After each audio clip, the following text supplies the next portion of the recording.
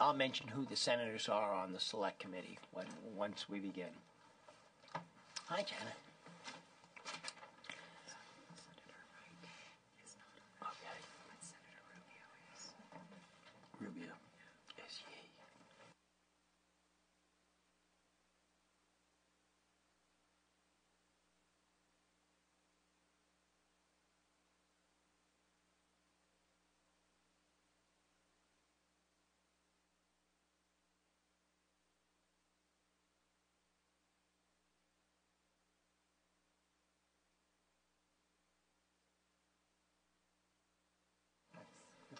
Bob.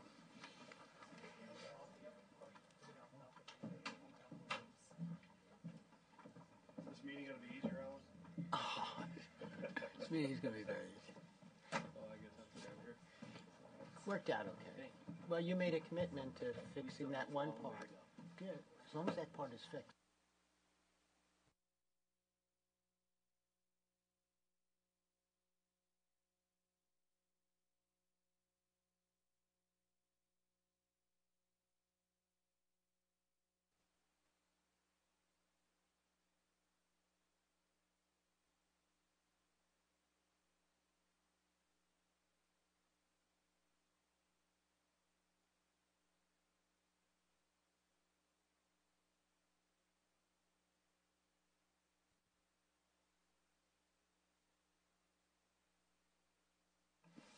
Welcome, everyone. I want to welcome everyone to the opening of our first hearing of the Senate Select Committee on high-speed rail.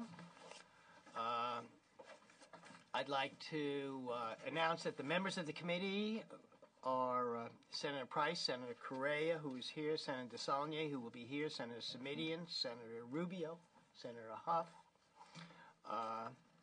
I think Senator Liu, and maybe Senator Yee. I don't know if I mentioned his name. We are very fortunate to have as our consultant on the committee, Michelle Leinfelder. Michelle is a science and technology policy fellow working in our office and working with the Transportation and Housing Committee of the California State Senate.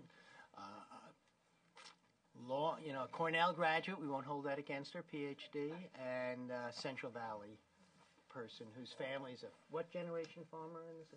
Sixth generation farmer, California farmer. So she knows a lot more. In the near of term limits, she's the only one that knows what's really going on. And welcome, Senator Liu. And I just want to begin and make a few statements. As chair of this committee, I'd like to begin by expressing my gratitude to the members who choose to be involved. Just the fact that on such a busy day today, we have so many members here on the Select Committee shows how important this is.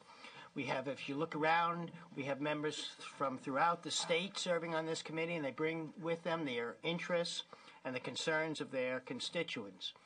Our first hearing today, this being our first hearing, is to do two things. One is to discuss the California High-Speed Rail Peer Review Group report, which was issued to the legislature in November of 2010 in response to the High-Speed Rails Authority 2009 report to the legislature. Also, I know that both the peer review group and the High-Speed Rail Authority have had a series of working meetings, and some of the things that we'll do is a response to those working meetings by the peer review group, and so they may want to touch on that also.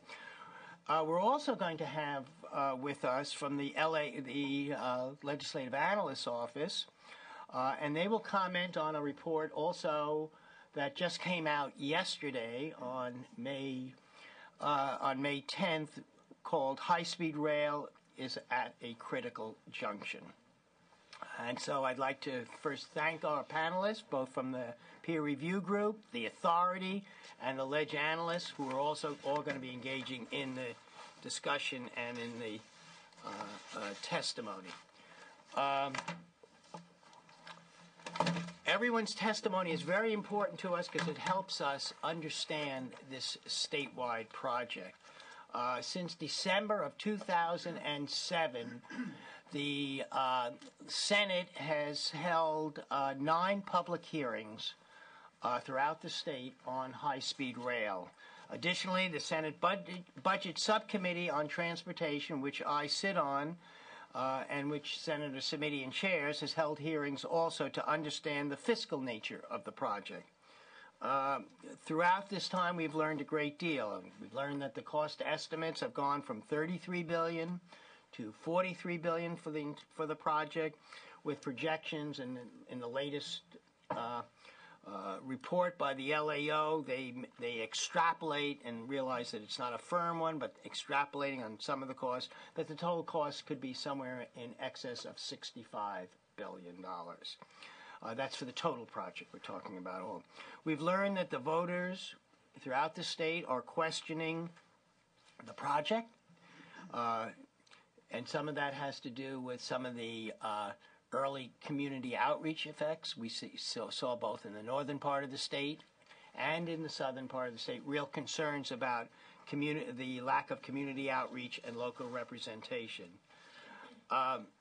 We've also heard from the University of California at a previous subcommittee report, University of California Institute of Transportation Studies, that the current ridership numbers being used in the development of the project, that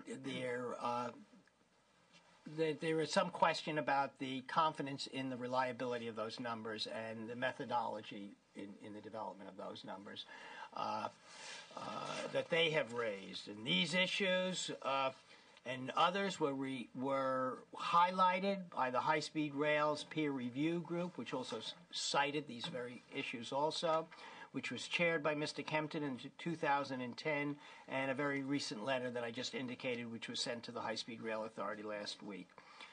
I want to say this. I requested to set up and have these members, the legislature, on a select committee because I am a supporter of high-speed rail in California. And the members of this committee are supporters of high-speed rail.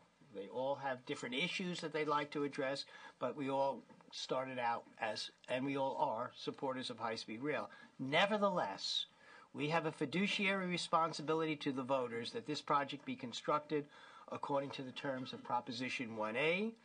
And as I pointed out, there have been a number of concerns raised recently about this project. So for this reason, to quote Senator Simitian, I'd like to see high-speed rail done right. I hope we can learn more about what the authority has done to give meaning to Senator Simitian's admonition.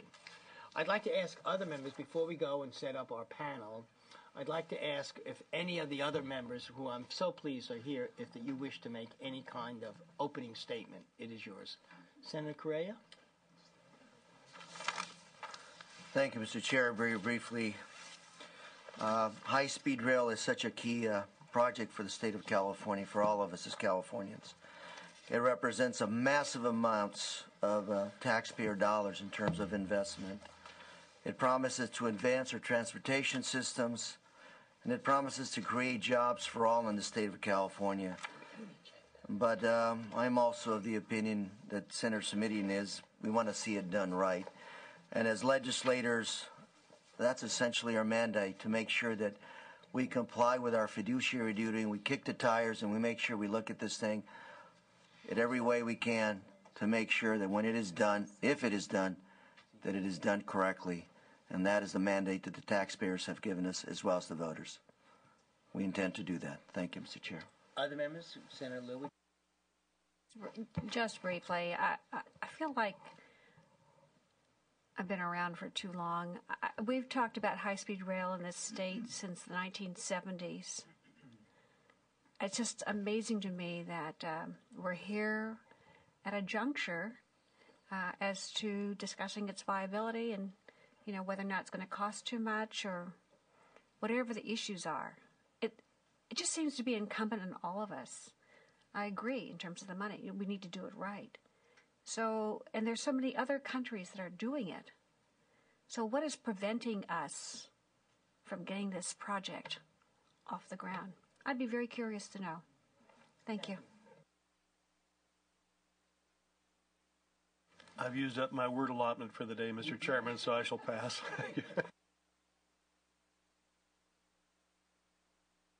I think it might be best if all the panelists come up now, and we have Will Kempton, who is the chairman of the California High-Speed Rail Peer Review Group. We have Walter Bell, who is a member of the California High-Speed Rail Peer Review Group. I'd like you to come up. I've asked Mr. Roloff vanARk to come up. If you can come up, Roloff, just to have a seat also. And Eric Thronson from the LAO's office.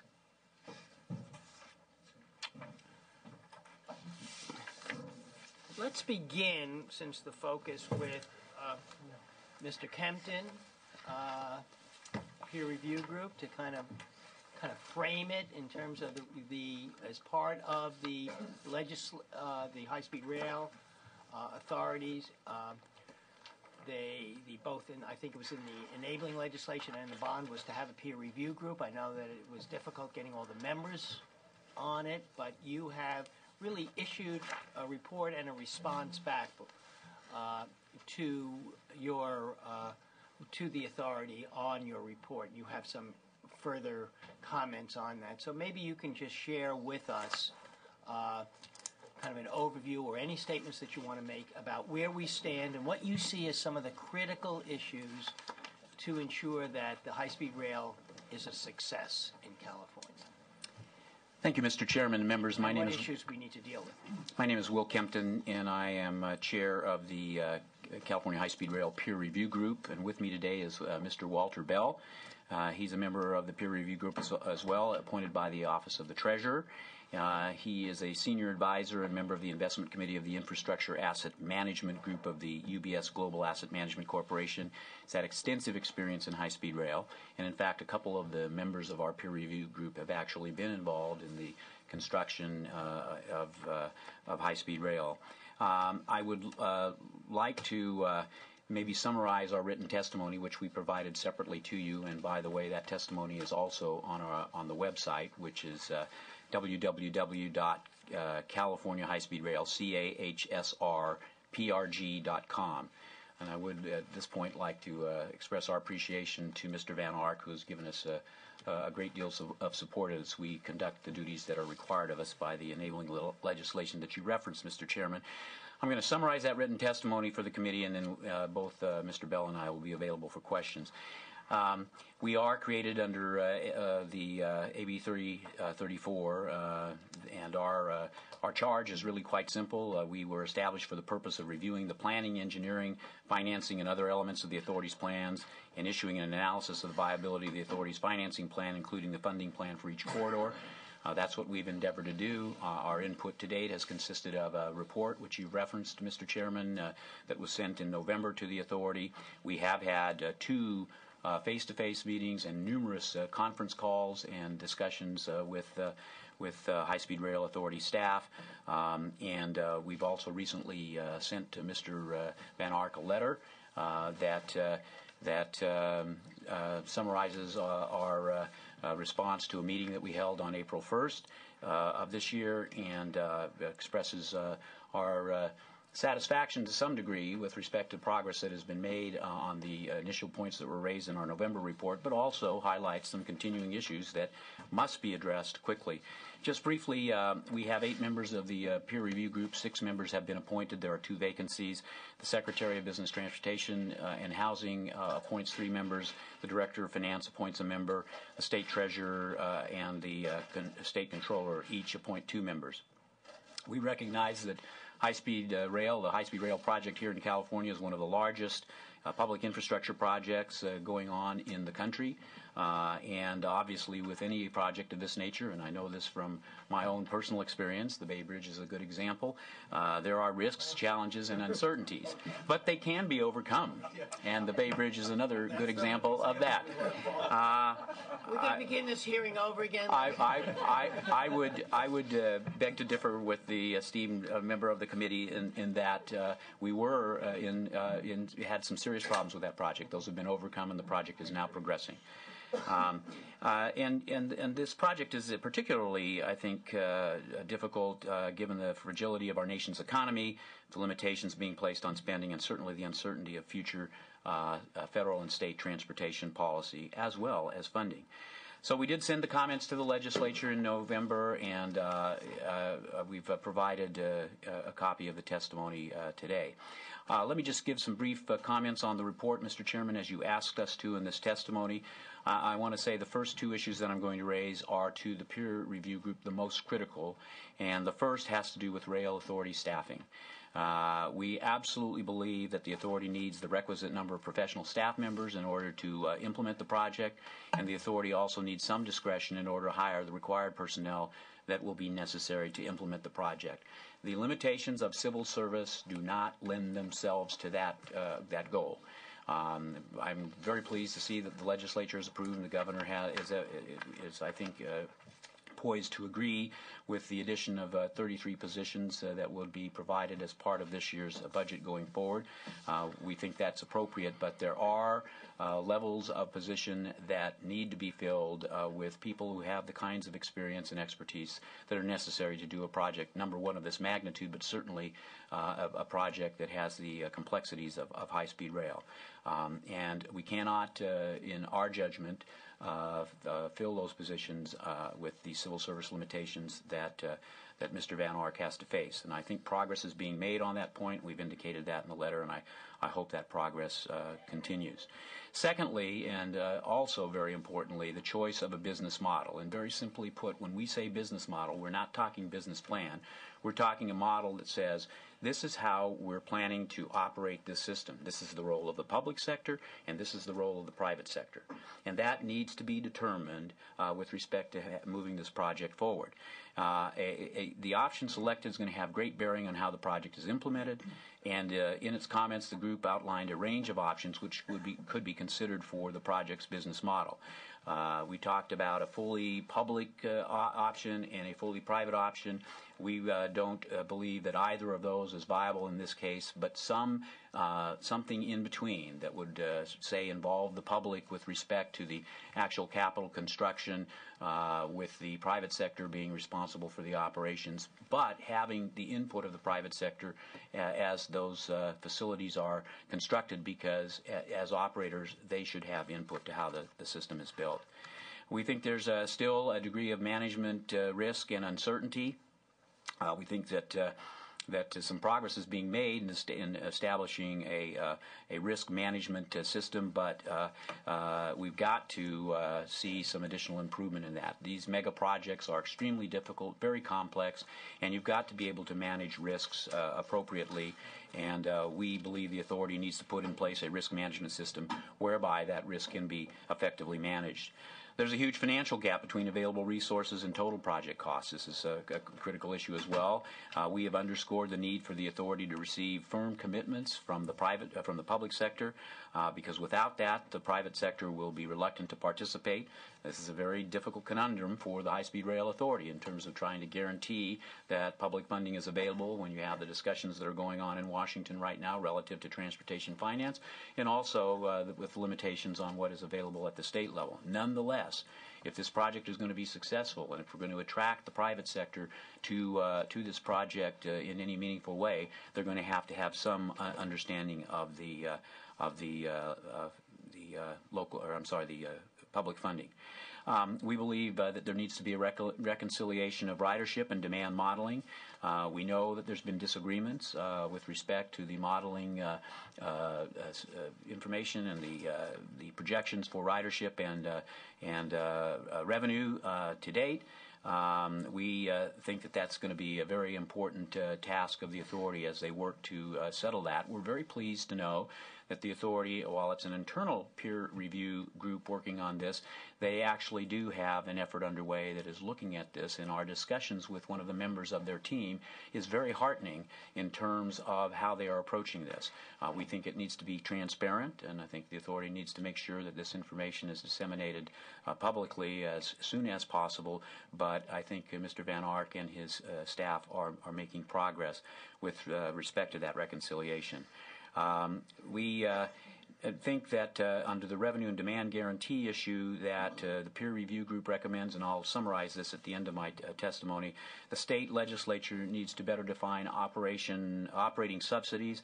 Right now it is unclear as to whether that subsidy includes any portion of the capital costs in terms of, for example, paying back bond revenues along with debt service. We think that needs to be clarified because it will be very difficult to achieve meet the test of no state funding if operating subsidy is described in that manner. So a strict interpretation would make it extremely difficult for the authority to meet the requirement of the enabling legislation. With respect to right-of-way alignment and availability, given that the project is at 15% of design, any budgeted right-of-way costs at this point will not be reliable, and the peer review group is encouraged by the fact that the High-Speed Rail Authority has hired a right-of-way manager and is moving to get a better handle on those costs. Seismic safety, design safety and speed.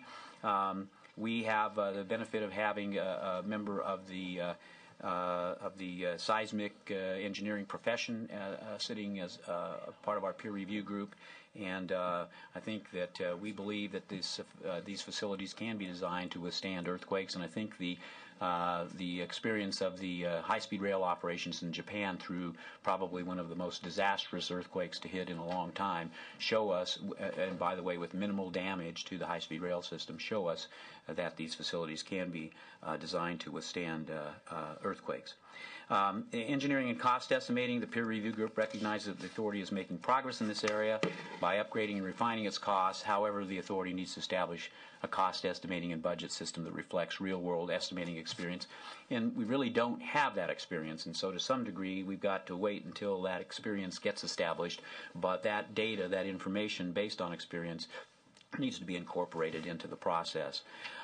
We believe the authority should continue to remain cognizant of the fact that timely release of environmental information to public stakeholders is vital, and in addition, environmental reviews and approvals will suffer in this area if the authority is unable to hire the needed staff.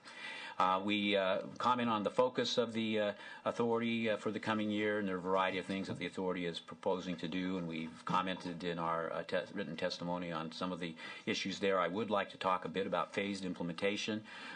We support phased implementation. We think it is an appropriate way to go, particularly at the ends of the project. I call them the bookends, where that service is likely, from a perspective of reality, going to be implemented in phases. And so we have been very supportive of that, both from the Anaheim to San Fernando Valley piece, but also from the San Jose to San Francisco piece. And we would encourage the authority to continue to focus on phased implementation. With respect to the Central Valley segment, we think that if that is the focus of the system initially, and we know that those are the requirements that the Federal Railroad Administration has placed on the High-Speed Rail Authority, then it needs to be seen as a starter part of the entire system. Work needs to continue on other aspects of the system, and we would view that as essentially an immediate focus, but that the ultimate goal is the development of the system.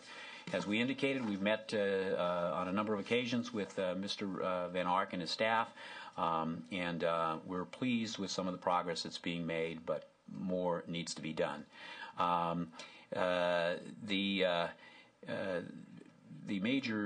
Any major changes to the project at this stage we don't believe bode well for the overall stability of the project and raise the specter of missing funding deadlines. So if major changes are contemplated, then they clearly need to be done in the context of being able to sit down with the federal government and relax the requirements that the FRA has placed on the system. And so before I close, Mr. Chairman, in terms of legislative suggestions, we think you need to find a way to give the authority the flexibility to hire the people it needs. Without the kind of delay encountered so far, it is going to be very difficult under civil service restrictions to get the kind of people that we think Mr. vanARk needs for his program. We think you need to clarify AB 3034 and the definition of operating subsidy. That should be defined as the ability to cover operating costs, track maintenance costs, and rolling stock and maintenance costs from passenger traffic. No payback of state bonds, including debt service, and all capital investment should be included as part of that definition in our judgment. And then considering legislation that would eliminate any CEQA impediments that might exist to focusing environmental clearance on the phased implementation approach.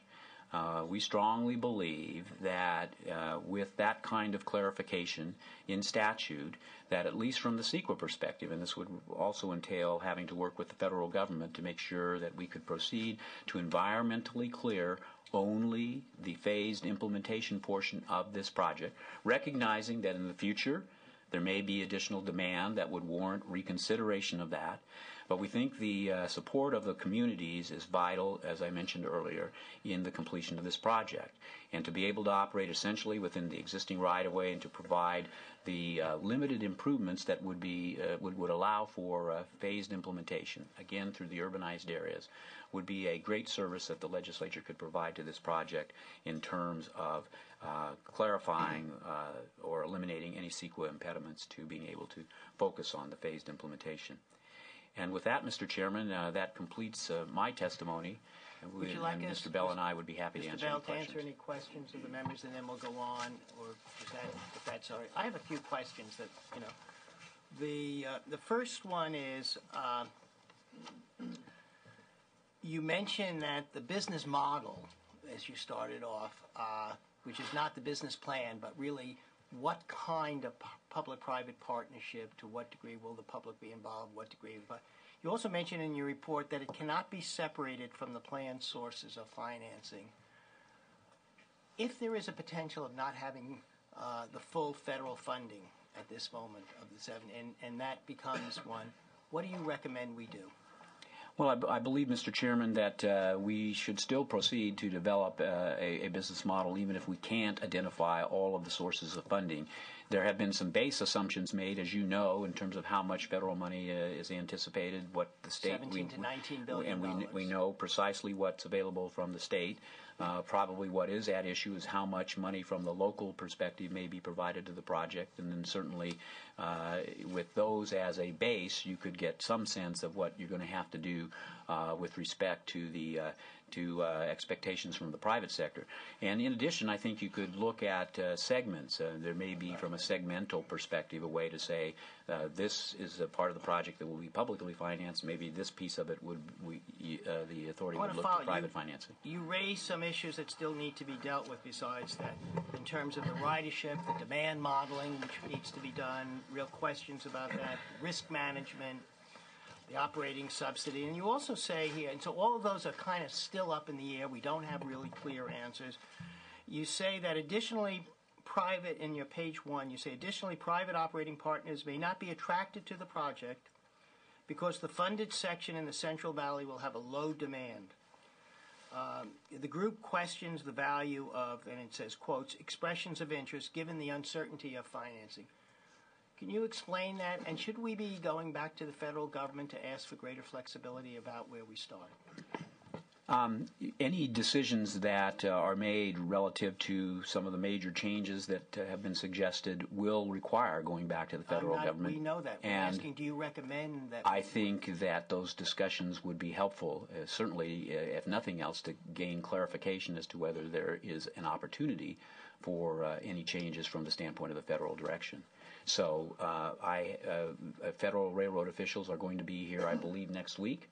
And those are some issues that need to be discussed with them. We should begin that discussion in terms of what flexibility or the authority should, or California should begin to have that discussion. I think those discussions would be helpful, again, if for no other reason than to gain clarity on the federal position with respect to that. I would have one caveat, Mr. Chairman, and that would be that we don't engage in some year-long kind of a discussion. That needs to be determined fairly quickly, rather.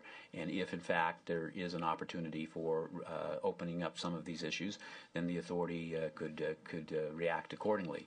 If there is a statement that says, no, this is exactly what we want to do, then I think we need to continue to march under the current limitations. So the other question is, from my understanding in the report, about phased implementation. And I want to read from this, and because I'm trying to understand what we mean by phased implementation. And you say, though not raised initially in the briefing outline, the group discussed with the authority the possibilities for phased implementation of the segments between San Francisco and San Jose and between Los Angeles and Anaheim. In practice, this means that the initial operations in these two areas should be operators' authority or / authorities, in which a limited number of high-speed rail trains, 2 to 4 per hour, would run at more conventional speeds, around 110 miles an hour, in conjunction with local services. Should we have a plan in place that possibly these should be the initial phases of the project and not a project that starts in the Central Valley? Mr. Chairman, as an option? Are you suggesting that be on the table? Assuming you can get the federal government to go along with that and remove the restrictions on funding that they placed, that would be a reasonable approach that should be considered. And I know that Mr. Bell feels strongly about this phased implementation approach. So if I would like to answer, and I know Senator Smith and we spent a great deal of time in the last two budget subcommittees talking about not necessarily a different term than phased implementation, but the same concept of sharing and utilizing, and especially since there are some questions about demand, as you raised, and as I mentioned before, why are we starting in the Central Valley with a low demand in the Central Valley? I would suggest, sir, that the possibility of running dual operations on the same dual tracks is highly possible. In fact, it goes on in a number of places in Europe currently. In fact, on my project, most recent one that I ran for London Continental Railroad, we operated over the commuter system in England for almost 9 years. Not nice. We had commuter trains breaking down between us and slowing us down, but it was possible. What it would take, I think it's a very good idea. You could get yourself started. I think the initial few years, you're probably not going to have that amount of demand and high-speed trains. Traditionally, all of these systems build their ridership over time. And it's quite feasible today to run both on the same tracks. You have to model it. You have to work out the sequencing and the pathways. It can be done. It means completing the system on the existing tool tracks, that is, electrify it. To have the same system that both high-speed trains and commuter trains use. And that's something you'd have to do anyway at some stage, but they can run quite comfortably. In fact, technology has reached the point that in England, we have high-speed commuter trains running at 250 kilometers an hour on our system. They run part of the way on our system, get off, and run on the commuter system. So their speeds and our speeds are almost identical. It can be done. And it's a consideration. You can get started without having to go the 4-track route. There are all sorts of reasons why people like that or not like it, but it's doable technically, and it is done. In fact, to get into Brussels, it took us 9 years to get the last 7 miles into Brussels high speed because we had to build a massive amount of stuff in a very constricted area. It was very, very difficult. So these things happen, and they do occur, and they can be considered, I think. There are a number of It's going to be very interesting in the juxtaposition of presentations because you have identified a number of issues that need to be addressed. Some of them having to do with ridership numbers, the business model, financial plans. Do we know where the finances? Where do we begin? And you recommend, one of your major recommendations is that the staffing needs, that we need to increase the staffing. We will hear, and there'll be a discussion on this committee, we will hear later from the ledge analyst who looks at the same issues and recommends just the opposite to the legislature. So I don't want to get into that discussion unless others want to. Now, we will do it later on after we hear, because the ledge analyst, is asking the legislature, and when we'll ask in their latest report, of the, I think, $192 million that is suggested, of that, $185 million would be for upgrading the staffing, and the $7 million for the general operations of the internal staff, that we only approve the $7 million until we answer some of these questions, not approve, which is just the opposite recommendation. Do you want to comment on that? I'd be happy to, Mr. Chairman. I think that it's instructive to note that the LAO recommendation doesn't talk about a delay for a long period of time. It is talking about stepping back and hopefully getting some of the questions that you've outlined answered, and then coming back and moving forward. But it's saying without those questions being answered, we need to move in this. I'm just answering. Do you think that's appropriate? Should we be giving money out without having these questions answered? Well, again, with respect to the Ledge Analyst Report, and I'm not trying to be evasive here, Mr. Chairman, the total group has asked us to be cautious in our response because we have not had a chance to review it thoroughly and to develop a group opinion. I think that if, in fact, it was a matter of stepping back for a short period of time while some of the questions that you've raised are settled, and then moving forward, that would be something that would be a reasonable consideration. Totally putting off this project with a limited amount of funding could result in delays that would have cost implications on the other side of that. And certainly this is a very critical year in our judgment for the high-speed rail program, and we would hate to see any significant delay. Both in the legislature and also in the LAO, we have raised issues either through legislation, proposed legislation, or the LAO report about the very governance structure. Do you have any comments on the governance structure? The bill that is before the legislature to shift the high-speed rail authority under the oversight of the Secretary of Business, Transportation, and Housing, we've commented briefly on. In terms of establishing state oversight, that I don't find, and the group does not find anything particularly problematic with that. The suggestion that the Ledge Analyst, and by the way, I would point out that the Ledge Analyst agrees with many of the points that we've raised in our previous communications on the program. But transferring the High-Speed Rail Authority to under the Secretary of BT&H or transferring it to Caltrans still doesn't deal with some of the fundamental issues that we raised relative to the mix of talent and staff that Mr. vanARk needs, and the Caltrans. Absolutely, but I think just to respond to that, but in part it's due because there's a lack of, or at least some lack of confidence that this existing governance structure will ever reach those conclusions. I'm aware of that. The Caltrans expertise, and it's substantial in many areas, is available already to the High-Speed Rail Authority through cooperative agreement in terms of additional. We've suggested, not formally, but that the High-Speed Rail Authority ought to be looking at Caltrans for right-of-way assistance because they have some of the best right-of-way operations in the country relative to governmental programs. Also, any design assistance that could be obtained through cooperative agreements with Caltrans. I think the important thing to consider in any organizational change would be the impact on the program relative to flexibility and the ability to move forward. I think that would have to be considered before any decisions were made to change the organizational structure. Thank you. Other members of the committee? Senator Simidian and Senator Correa. Senator Correa. Just a comment and then a question. The comment for the members of the peer review group is, I'm not sure there's a more thankless job in the state of California, and so I wanted to just say thank you publicly and out loud, and hope you'll share that with your colleagues.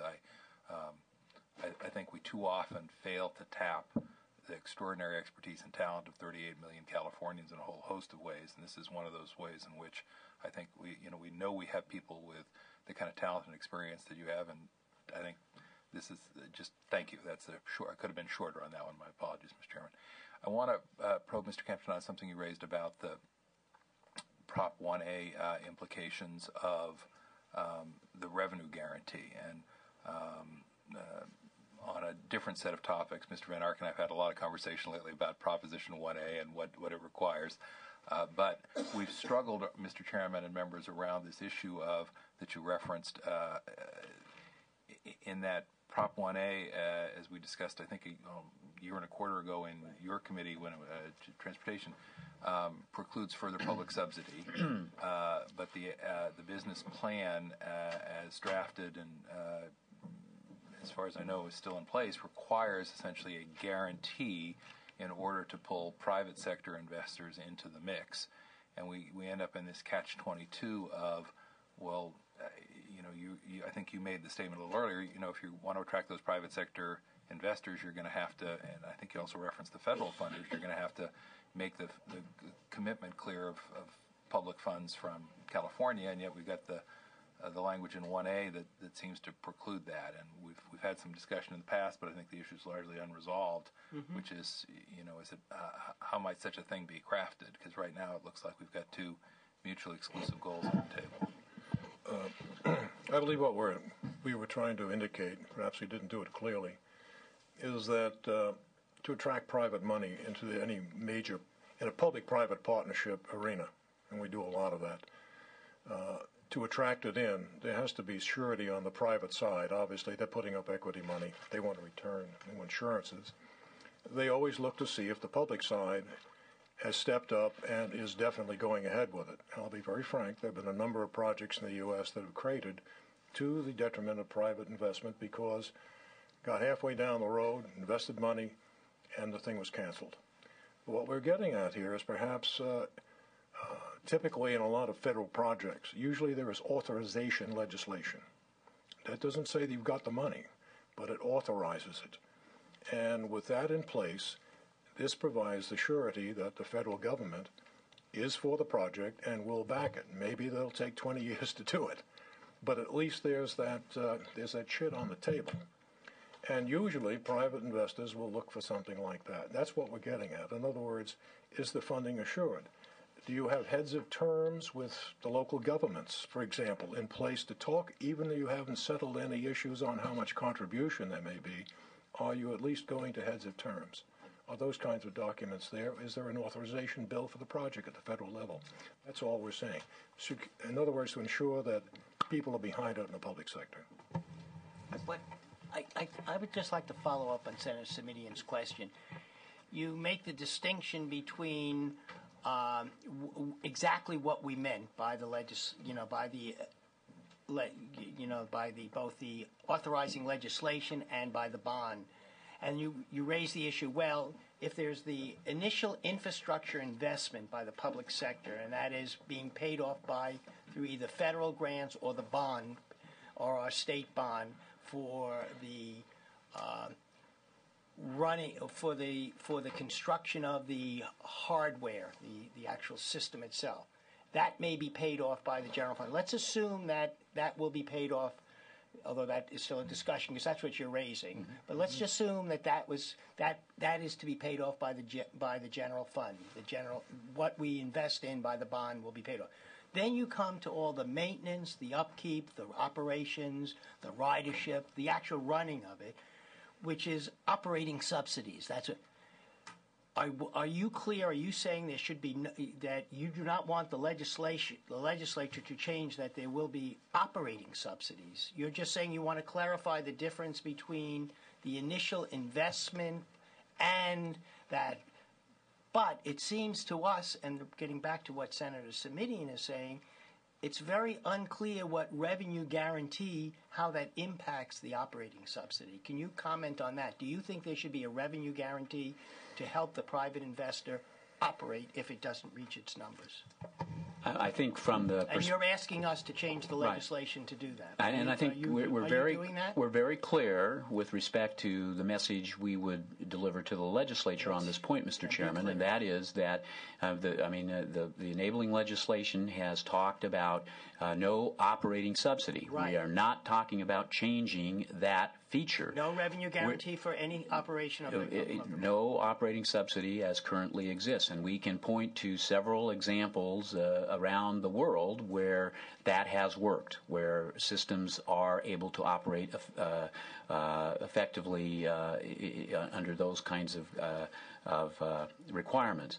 If that operating subsidy definition is expanded to include part of the capital investment, including bond payments and debt service, that becomes very, very difficult. Okay, I just want to be clear that you're not saying a revenue guarantee for any operations of the project. And we have not proposed that, Mr. Chairman. Senator Simitian. Thank you, but that's a very helpful and I think an important clarification and distinction, but it still leaves on the table the issue of how do we stay Prop 1A compliant with respect to the commitment to avoid further public subsidy while accommodating, if that's the ultimate goal, the desire of the High-Speed Rail Authority to provide a revenue guarantee for operations as envisioned in the business plan. And I can't speak to that. It's a better question, maybe better directed to Mr. vanARk, but the business plan is being updated, as you know, and we expect a new version out in October. We're hopeful that it incorporates a number of our recommendations, and we're hopeful that it deals with some of these issues in a realistic and responsive way. So you would recommend that in the updated business plan it not include what Senator Samini in this Again, operating? our recommendation is very clear. Other members? Senator Correa. Following up on this discussion, we talked about possibly relaxing the federal restrictions in terms of what can we can't do. And I'm thinking of private sector investors trying to invest in this first phase versus maybe if you come up with investing in some of the bookends as well at the same time because of the revenue streams possibly involved. Yet you say you don't want us to take a year to come up with a different plan. Is that what I'm hearing you say? Or to slow this project down? That's accurate, Senator. We think that a significant delay in the project is not good for the program and certainly not good for the future of providing high-speed rail in California. And now, Mr. Chair, stepping back and taking some time to consider those and have those discussions with the Federal Railroad Administration, we can certainly see the potential benefit of doing that. But if the response back from the feds is as it has been, then we would suggest if we're going to have a chance at implementing high-speed rail, we should move full steam ahead, trying to accommodate those guidelines that have been provided in order to take advantage of the federal funding. What's going through my mind and I'm struggling with right now is as we're talking about providing certainty to the marketplace, providing some certainty to the private investors, and yet right now, given that you're only creating this first central phase, how attractive is that to the investors right now? And I don't have the answer to that, versus if you build some of the bookends as well and you ultimately make that determination to come up with more of a comprehensive construction from the onset, does that give those investors a better understanding of what it is they're facing and they're able to assess the risk with much more certainty and therefore able to make their bets as they may be on this project, which maybe you're taking more than a year to come up with that solution, but ultimately in the long term, you're coming up with more certainty and the capital may be there to begin moving forward with much more certainty. Well, there's no question, Senator, that more certainty is going to be something that's more attractive to the private sector. We would hope that that degree of certainty could be established very quickly relative to the federal direction and that sort of thing. I think that the business plan and hopefully sooner that the High-Speed Rail Authority will in fact consider at least an initial business model that tells the private sector what they're thinking about in terms of where they are trying to attract investment and where would be the best. And let me put a footnote on my comments, dollars. which is I know this is beyond your control, but the federal restrictions say build that center phase first. And again, my concern is who's going to use it. Well, there are benefits, and again, this is something that Mr. vanARk would be better suited to address. There are some benefits to be derived from that initial investment in the Central Valley.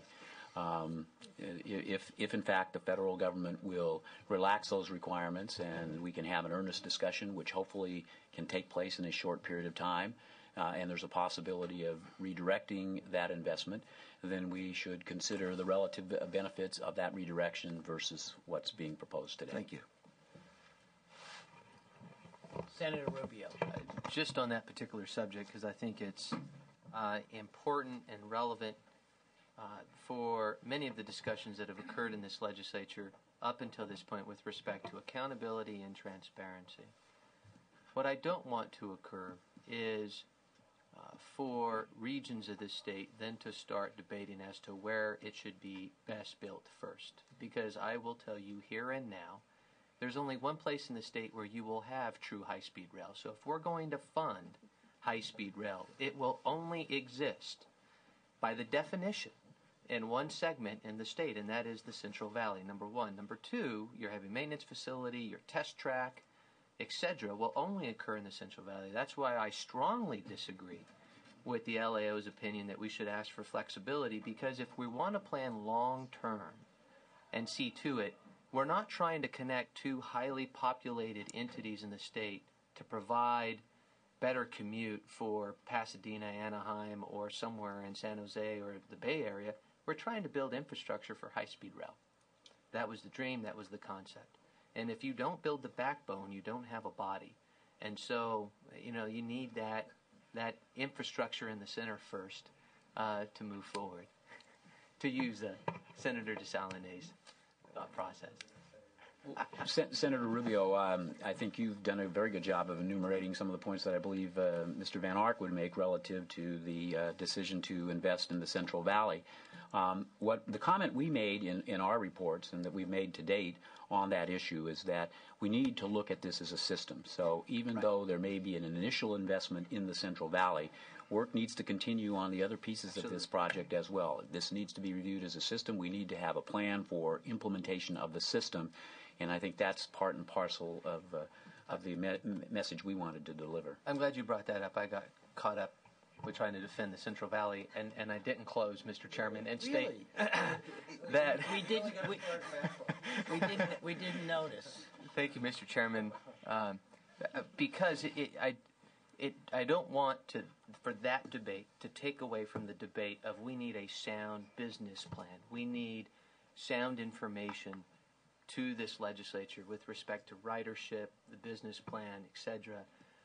And that debate as to where it should first be located could easily consume the latter. And so that was the point I was trying to convey. Thank you. Through the chair. Senator Correa. Thank you. Just wanted to kind of say what Ms. Carol Lou was saying earlier, which is you're going to build it or you're not going to build it. If you're going to build it, you want to do it right. And building the backbone, absolutely critical, but I think you need to build the other parts of it too. And I just hate to see this thing, as Ms. Carol Lou said, drag off the next 30 years. So you just build a backbone, then you sit back and wait for the rest to happen, which I think may not be as good for taxpayers than not building anything at all. Thank you. Thank you. Any other questions? Mr. vanARk, you have a choice now. We don't want to use you. I realize you're in a tough position in that you're just generally in a tough position to begin with. But having said that, we're going to ask you to respond to some of these issues. We're also going to ask you to respond to some of the issues on the LAO. Would you prefer to wait until the LAO does it and then respond, or to do this now? Both. You're going to be on stage either once or twice, or maybe more. I understand that, Mr. Chairman, and firstly, thank you for having me here today. And I would, if you agree, like to respond first to the peer review group issues, because it's in a specific sequence. And I think many of the issues that we discussed afterwards, now your last discussion, will also come out of the LAO report. That's why I'm asking. And we'll have those discussions separately. So I think that's a better way of doing it. I did want to give some response to the peer review group. Firstly, I really appreciate that peer review group. I must say that to you. You think sometimes we have heated discussions in these hearings, but that's not the case. We have heated discussions in the peer review group. They're very constructive. They're very good. I really appreciate these colleagues, or if I can call them that, people that can interact with us. And so therefore I thank the peer review group for the time that we've been able to spend together. Unfortunately, I add too little, as the latest report says, because there's always a lot more to discuss than time allows. But I would like to go through the individual points just quickly. On the staffing side, correctly so, we are still today at 19 staff. On Tuesday, I will have a chief deputy joining me. We will start correcting some of the interface issues with the state, which has been surely more problematic for me coming from the private sector than what I initially maybe envisaged. And we also have, with the support of the Governor's Office, and we have full support of the Governor's Office now, the approval to hire our first exempts, and also with the help of the various state departments, to hire a chief counsel, chief program manager, regional director for Northern California. We're looking at the Central Valley and chief financial officer. So various of those exempt positions that you approved in your bill, and also, of course, some engineers and other people to do the oversight and support. So we're very happy that it's moving forward. Unfortunately, I add, I've been around for, some of us met on the first day. I've been around now for 11 months. It took 11 months to get there. And all I'm trying to say by that, Senator, you mentioned we cannot allow these things to take that long. We all have to move fast. I've been in project business all my life, and decisions have to be made sometimes to move projects forward. So it's taken a long time, and we cannot allow these things to take that long if we really want to be on the ball on a project of this nature, one of the biggest in the world. Except we don't want to make the wrong decisions. You're right. Rashly. You're right, but without staff, it's even more difficult. On the business model side, you heard a lot. The last report from the peer review group indicated quite clearly that we are diligent working. I think we have some agreement with the peer review group in the direction that we're going. We could give them more clarity, and doing both the business plan and the funding plan to meet our agreed upon date of October the 14th.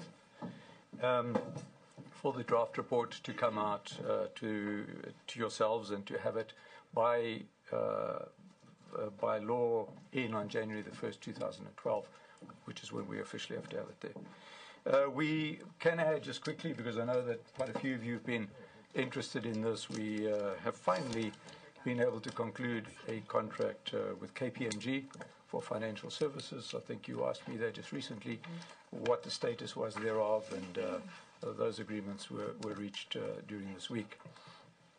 And these people that we're bringing on, as well as the people that are working on our business plan, include internationally experienced people on building and funding of these high-speed rail systems.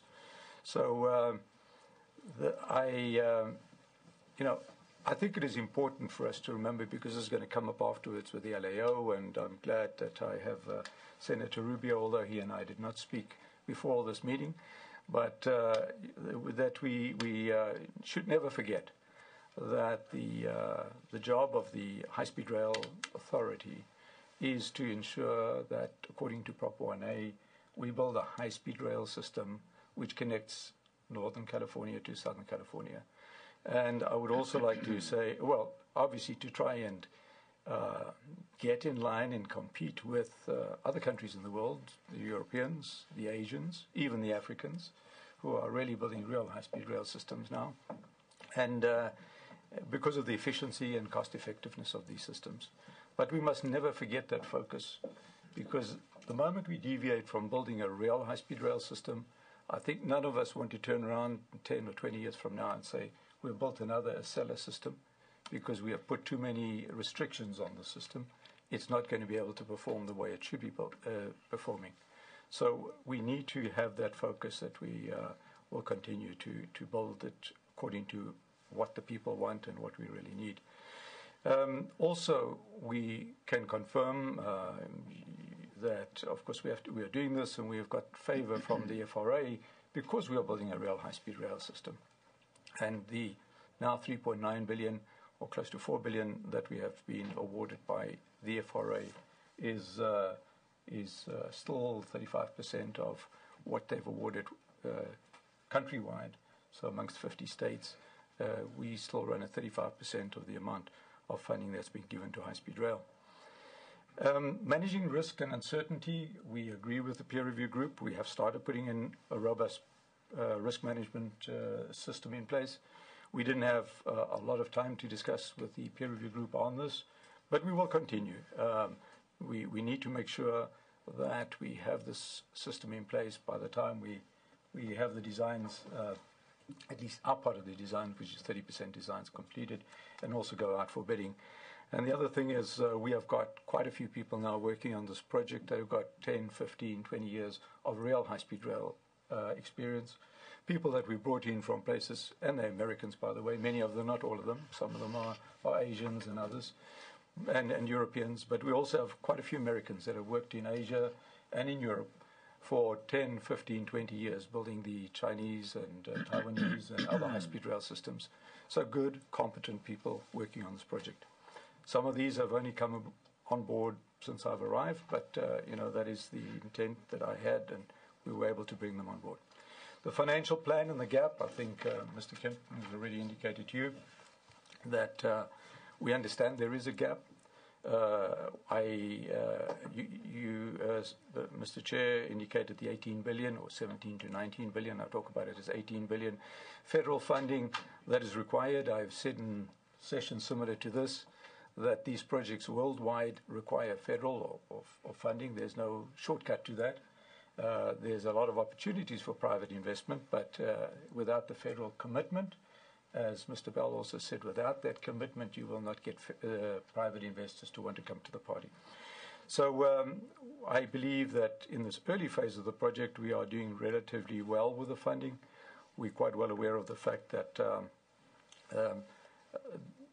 it will be a challenge for the project, and our business case will clearly address this challenge as we move forward.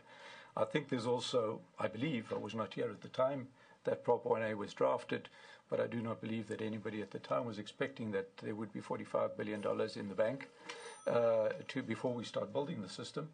But because everybody, I think, in the legislature knows how funding systems work. You told us it was $33 billion. I understand. $33 billion in 2008 dollars. But yes, right. You're right. Yeah. But even that type of money is just generally not in the bank by the time anybody starts a project. We were putting up a third. Demand, you were putting out 30. A third of it. Oh, a third. Yeah. Okay. On the demand modeling side, Mr. Kempton has already indicated to you we have put together this ridership peer review panel. I have mentioned to quite a few of you before.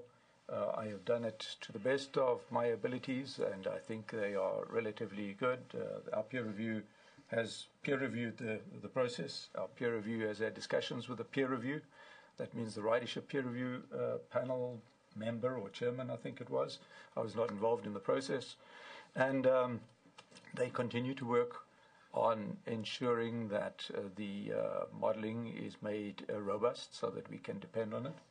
And the timing for this is so that we can actually incorporate this into the business plan in October before we submit it. So it is part of that, and we hope that by end of June, beginning of July, as Mr. Kempton has already indicated, we'll be able to come out with some recommendation or some results. Reason for that is, you know as well that there were some recommendations from various institutions, also ITS Berkeley, as to how one should call it interrogate or test the modeling, and various of these things on the request of the peer review group are going to be done and are being done, but they take some time. So they are busy conducting such tests. And again, I say these people that were put on the peer review group, I knew none of them.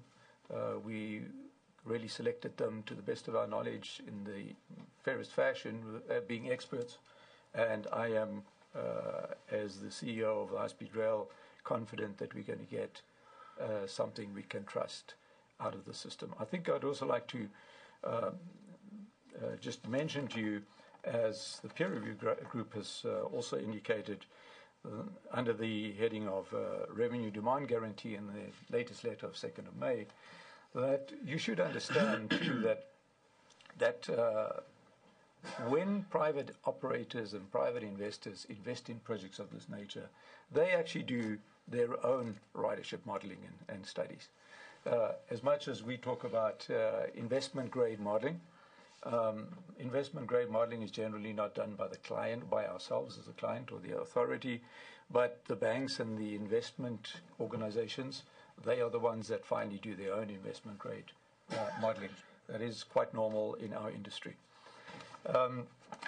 We fully agree with the peer review group regarding clarity that needs to be reached just on the definition of what needs to be included in non-operating subsidies. In other words, what are the costs that they have to cover, and that this does not include the infrastructural bond costs.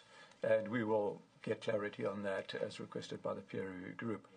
Right-of-way alignment and availability, we continue to work on it. There was a question raised in the last letter of May the 2nd by the peer review group as to whether we had sufficient contingency in our costing for this work.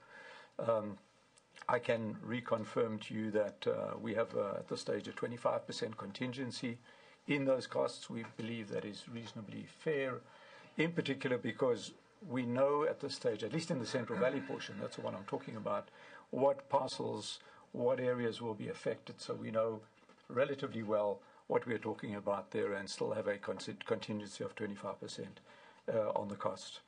Regarding a statement that you asked, or somebody asked earlier on, and that is the work together with Caltrans, we submitted a report to the two budget committees as requested, together with Caltrans and the Department of Finance. We investigated together with Caltrans their ability to help us on right-of-way acquisition or staffing. And the outcome was that Caltrans, in fact, has a shortage of these people. Caltrans themselves has to hire about 50 people in this year to just meet their own demands for right-of-way work that needs to be done. And we need about 100 people. And the outcome or the recommendation is it does not make sense for a few years to hire 100 people, and then you have these people, but we have, for the 2 years that we are expecting to use these people, in particular that they're relatively local people in the Central Valley area, that these people would be working with us as contractors. The report was submitted to you on the 1st of May, or the budget committees on the 1st of May, and that is in summary what the statement is in that report. Regarding the earthquake and seismic design, we are, of course, happy that one of the peer review members is an expert in this. We're also happy that the example, although catastrophic and a very sad event in Japan, resulted in 0 casualties of any rail passenger. And if you know JR East, then you know that that is the line that was struck completely by the tsunami and the earthquake, and that they were able to evacuate all the people on the trains, and they lost nobody. And that, in fact, the damage was relatively minor. They were able to put the trains back into service, most of them back into service, by the end of last month. We have been working through one of our cooperation agreements with the Japanese government, through the Japanese government, getting our seismic designs peer-reviewed by them, an issue that's done free of charge because our cooperation agreements are free of charge agreements with government to government. So I think we are very happy that is a possibility. On the engineering cost estimates, the authority is aware of the pressures on this issue, and we are constantly working also to be able to, in our business case in October 2011, to ensure that we get the best figures into the business case. We continue to optimize the designs and do what we call in our trade value engineering. That means we aim to reduce the life cycle cost of the designs that we are going to implement. So we are busy doing that in the Central Valley at the moment. And the other thing that has already been said, and that is, unfortunately, there will always be some uncertainty on the costing. It's just a matter of fact, because high-speed rail has never been built in the United States. There is finally going to be transfer of technology into the United States. We have to meet Buy America and Buy American requirements so as to meet our federal and also local requirements. And that means, of course, we have to make some assumptions, which finally will only be compared with the actual figures that we get. On the environmental approvals, again, we have, because a peer review group has in particular spoken here strongly about the outreach that needs to be done on the environmental processes, which is a very, very important aspect. For those of you that are on our budget committee meetings, I would like to reiterate, I've been pleading with the legislature to understand the need for more resources for outreach and to do this job correctly. Building an 800-mile alignment through the state of California is a huge job, and outreach is a huge part thereof. So the amount of money is not huge, but it is really an important aspect of our project. I would like to just touch on one thing more, and that is on the issue of phased implementation. And that is, yes, we, as you know, have launched the idea of phased implementation. I recall I did it at a board meeting we had in Los Angeles, and about half an hour afterwards I met with Mr. Kempton and a few others, Southern Californian colleagues in a meeting that we have, a kind of monthly meeting we have set up there. And he was very pleased, as were others there as well, because phased implementation makes a lot of sense, as you heard earlier on. So I am not opposed to phased implementation. In fact, I launched it as well as a way of being able to get a system up and running at the end of the day, which will serve the people, population of California, with the possibility of limited funding. Means trying to do something as an interim phase to get somewhere, to get passengers into cities on a phased way. About that.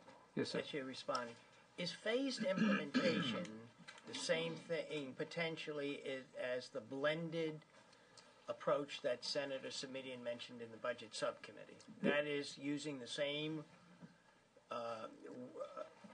within the right-of-way, the same tracks, going as it points out right here. In practice, this means initial operations in these two areas, so it's one of them is the San Jose, San Francisco, should be based on a jointly agreed upon operating plan among the authority and local operators, in which a limited number of high-speed rail trains, 2 to 4 per hour, would run at more conventional speeds at about 110 miles an hour in conjunction with local services. Do you support that?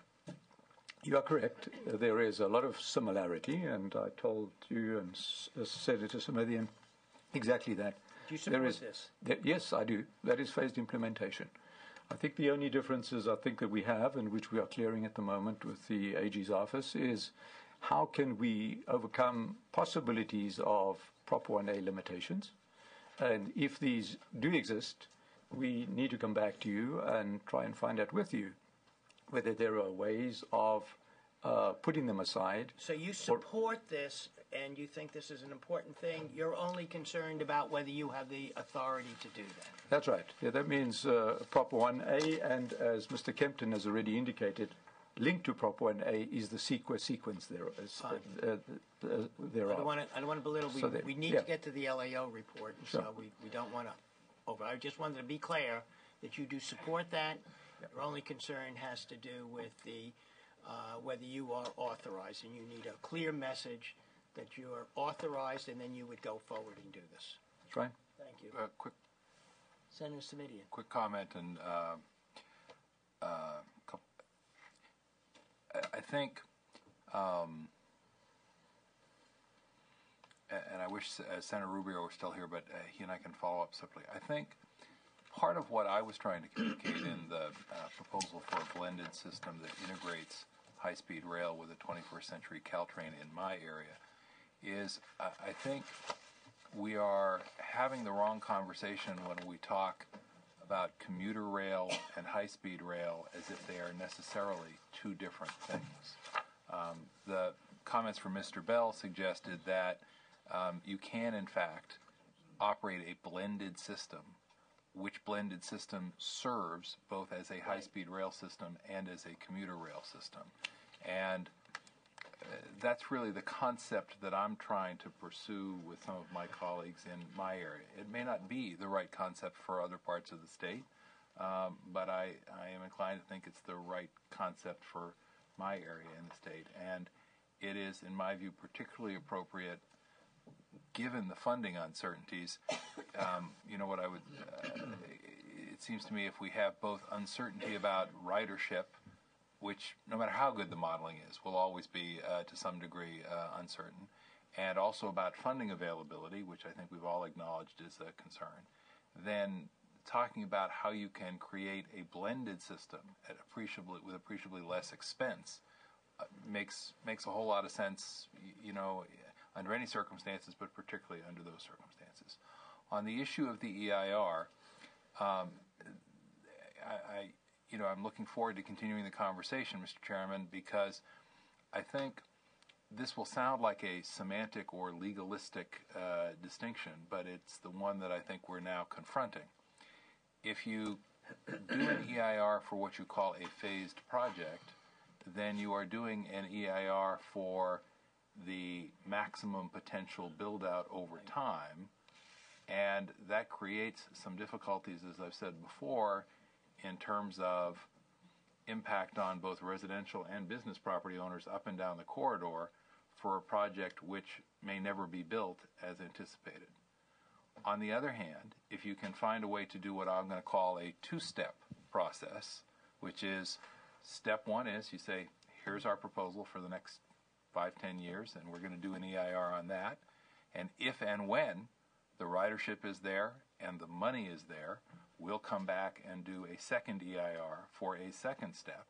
Then that not only means you've assuaged some concerns about uncertainty and anxiety up and down the corridor over time, which I think is helpful in terms of moving a project forward, but you also ensure that if and when you ever get to that second EIR, that it's a timely and relevant document, because if you try and do the EIR now for circumstances that are likely to be dramatically different a decade or two hence, not only have you created that unfortunate and unnecessary uncertainty, you've also almost assured yourself of having an inadequate environmental document a decade or two down the road. And again, I know the difference between an EIR for a phased project and a two-step approach, may seem semantic or legalistic, but it's a pretty big deal in the context of this conversation for all the parties concerned, and that's where we need to keep having the conversation.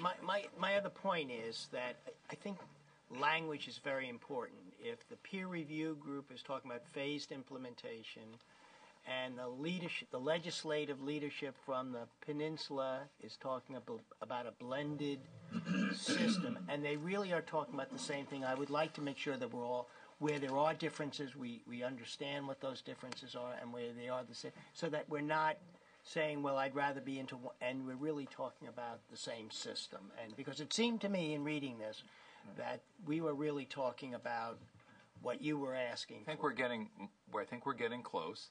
And I think, and I don't mean to be flip about this, but the real question is, if one group of folks has a point of view about what can and should happen later, and another group of folks has a different point of view about what can and should and is likely to happen later, do we have to solve that argument today in order to move forward, or can we just say, you know what, respectfully, I disagree.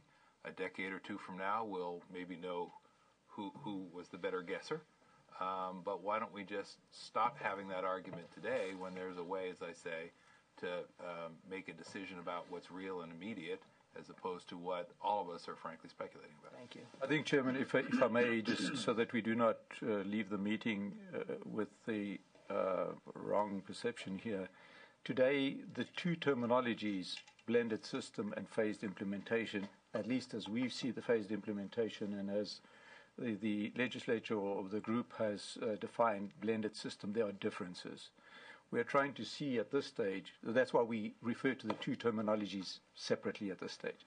There is a lot of commonality between the two systems, and we are now trying to see whether there is a way of bringing them closer together.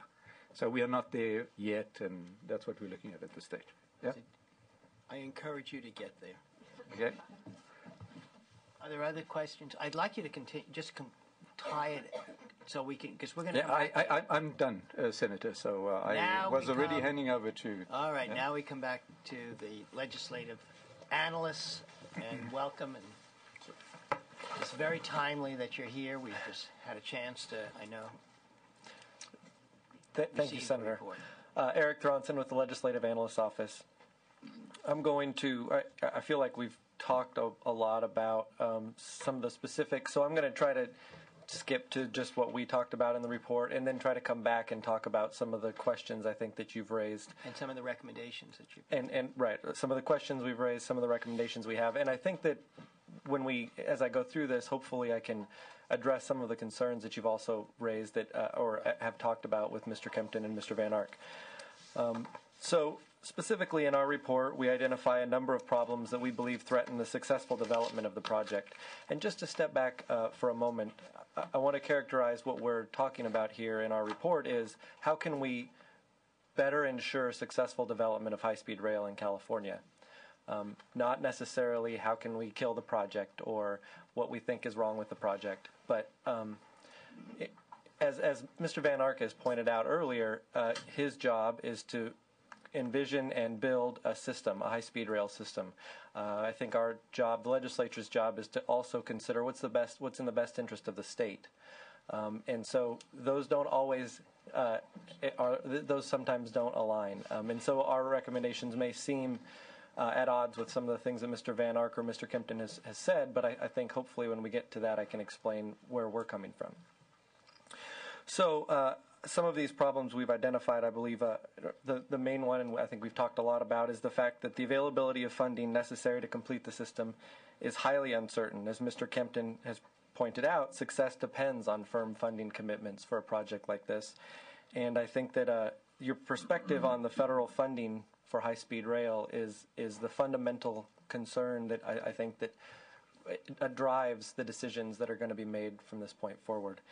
Also, the federal project requirements, we believe, limit the state's options for development of the system, as we've touched on a little bit already. In addition, the High-Speed Rail Authority, we believe the High-Speed Rail Authority structure and staffing levels are just inadequate for the changing role of the project or the organization as the project changes. Since 1996, it's been somewhat of a study and promotion organization, and it did a very good job of doing that. 2008, it led to the passage of Prop 1A. It's a very different organization now, and I think Mr. vanARk would agree that its roles and responsibilities have changed significantly. The organization and its mission has not. And finally, we believe the legislature lacks good information about the project for making the multi-billion-dollar decisions that we believe you're going to be asked to make this time next year. So given the significant challenges the project faces and the looming budgetary decisions, the legislature, we believe, faces a very difficult choice at this point. And the root of this decision is whether the potential benefits of moving forward with the project outweigh the significant risks to the state. Our office has concluded that the legislature should only proceed with the project if two significant changes in direction occur. So this is where we get to the recommendations. First, the legislature needs more time and the flexibility to make critical decisions relating to the project, which would require modifications to the federal restrictions that have been imposed on the project. Specifically, we propose that the legislature direct the High-Speed Rail Authority to renegotiate the terms of the federal funding.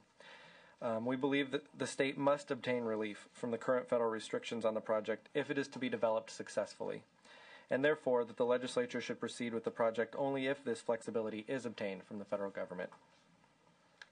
Following the granting of flexibility, we recommend that the legislature further direct the authority to reevaluate which segment should be constructed first, based on criteria determined by the legislature. There's a little nuance to that. As Senator Rubio pointed out, I think that if the legislature chooses, it becomes perhaps a more politicized decision. And I think what we're recommending instead is that the legislature decide what criteria should this decision be based on, not as the criteria previously has been, well, where should we start to give the system the best chance to be completed, which is a great criteria. However, in the absence of full funding, we think there are other criteria that may be more important, which is not within the mission of the High-Speed Rail Authority to consider. And therefore, if the legislature chooses to move forward with the project, determining some criteria for them to then reevaluate where to best start could help lead us toward what may be a better outcome for the state. For example, criteria could be the potential statewide benefits for building a particular segment, mobility and environmental benefits that we get from the $5.5 to $6 billion that we know we can spend right now. Absent any more funding, if we spent the $5.5 or $6 billion that we have to spend, what could we build that would improve the mobility of the state and still move toward the path of developing a high-speed rail system? Second, Given the magnitude of the state's investment in the project, significant improvements, we believe, are needed in the way day-to-day and longer-term strategic decisions to manage the project are made. We recommend that the legislature pass legislation this session that shifts the responsibility for the day-to-day and strategic development of the project from the High-Speed Rail Authority to Caltrans. We believe that this could be accomplished in a number of ways, but in an example, we believe a new and separate division of Caltrans dedicated to the project would be better positioned to manage the development of the system in this phase if it were equipped with appropriate project delivery tools. We are not indicating or suggesting or recommending that the project be given to Caltrans to administer and the High-Speed Rail Authority and all of its expertise, such as Mr. vanARk, go away. I think that what we're imagining instead is that a division of Caltrans that can, at the same time, benefit from the expertise and experience that Caltrans brings in developing transportation projects in California, and at the same time still manage to maintain its project delivery tools, like its ability to contract out to the extent that it needs to, and to do design-build contracts, and to have the certain exempt positions that it needs in order to manage a project like this. It is something that Caltrans itself has never done. Nothing against Caltrans in that respect. It's just that this is something different, and they need the ability to do things differently. In addition, we recommend that the legislature remove the decision-making authority over the project from the authority board to ensure that the state's overall interests, including the state fiscal concerns, are fully taken into account as the project is developed. If the legislature decides to move forward with the project, we believe these changes can improve the odds that the project can be successfully developed, meanwhile protecting the state's interests. I can go into further details from how we got to these recommendations, or if you'd like, I answer any questions you might have. Senator Liu? No, I just would like to see if Mr. Clinton has any comment about the recommendations from the LAO to transfer the authority out of the high-speed rail over to Caltrans. And to move, and the others too. I think there were four: the flexibility immediately, where it should start. Through the chair, Senator Liu, as I indicated in my initial comments, we've been asked by our colleagues not to comment specifically on that recommendation because we haven't had a chance to thoroughly consider it. I did point out in my testimony, however, that Caltrans expertise could be accessed by the High-Speed Rail Authority even today through cooperative agreements, and Mr. vanARk indicated that they've had discussions with Caltrans relative to the availability of staff. And the other point that I made was any change in organizational structure needs to be considered in light of what would be the overall implications to the project, because you wouldn't want to create a situation where there were more restrictions or the lack of flexibility in terms of how this project is administered. Not suggesting that either of the suggestions that I'm aware of that are on the table for consideration would do that, but I think those points need to be carefully considered before any decisions are made. Before I go to Senator Correa, I want to ask you to really comment on what you, under the flexibility and use of federal funds, you are really strong. We believe the state must obtain relief from the current federal restrictions on the project if it is to be developed successfully. And therefore, the legislature should proceed with the project only if this flexibility is obtained from the federal government. Can you comment on that? You're just now saying to us we should somehow, we talked about that before about going back and I think the peer review group said that, or Mr. Kempton at least, without commenting on the report, that he thought that going back, this might be an appropriate time to at least to begin to seek that flexibility from the federal government. You're taking that a further step. You're saying if that flexibility is not obtained, we should not go forward with this project. Please comment on that. Yes, sir. We believe that without that flexibility from the federal government is pushing us into a corner, the legislature, the state, into a corner to develop a project that is not in the best interest of the state, and in fact could very likely not lead to what the voters of Prop 1A envisioned when they considered a high-speed rail project. We believe that also that the federal administration has been encouraged by the president to be more flexible. They've shown flexibility in other instances. we believe that it is even in their best interest to give us the flexibility that we believe we ought to be obtained. As part of that flexibility, you did indicate later on in this report, not now in the recommendations, that others that have sought out the ARA funding, which is the first, I think that's the $2.25 billion, not the additional funds that have come. You're saying that of the ARA funds, other states did not put in their application to match it with state funds. Are you recommending to us that we should not be really we should be using trying to get relief from having to use federal funds at this state funds as a match at this moment, and to try to redo our application or speak to the federal government about not being forced to match the federal money? Can you comment on that? Yes, specifically that is one of our recommendations, that one of the pieces of flexibility that we try to obtain is the ability to spend the federal funds first and not spend it dollar for dollar. As you've indicated, other applicants that received ARA funds are spending ARA funds without a match. Presumably that means they're just spending federal funds. It seems I don't want to say unreasonable. It seems to be more challenging for the state of California because we committed to do this match than it is for other states who perhaps did not commit the match. And we believe that the FRA would have a very reasonable perception to consider if and when we made that argument to them. Senator Correa. Just wanted to again just clarify, when will you have some of the comments from the LAO?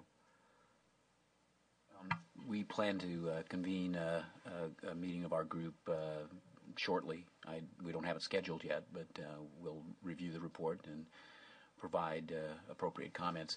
Our purview actually doesn't include necessarily commenting on the reports out of the Legislative Analyst's Office, but given the import of this, I expect that the peer review group will want to provide some input to the legislature on this. Just as an individual, I'd love to see your comments on their recommendations of moving a lot of the authority within BT&H. I would like to, I think that it was raised earlier, I think the chair asked that later on after I had given our presentation to talk about the staffing issues in our position versus the peer review group's position, and why we believe at this time, at this phase of the project, moving the project more within the state administration as opposed to further outside of the state administration is a good idea. In our report, we talk about whether this project at this phase is essentially a state project or a business enterprise.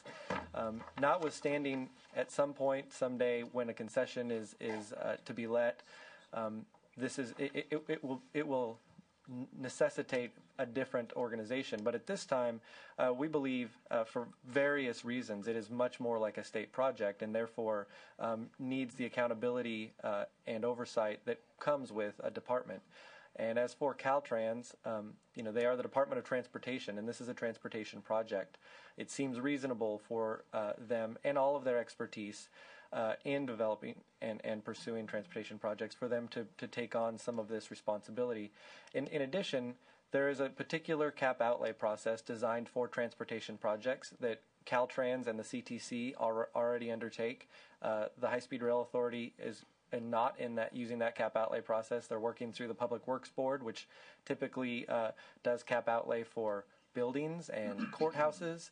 And this is a project that doesn't buy a lot and build straight up. It's a project that buys a whole bunch of parcels in a row and builds in a long, narrow line.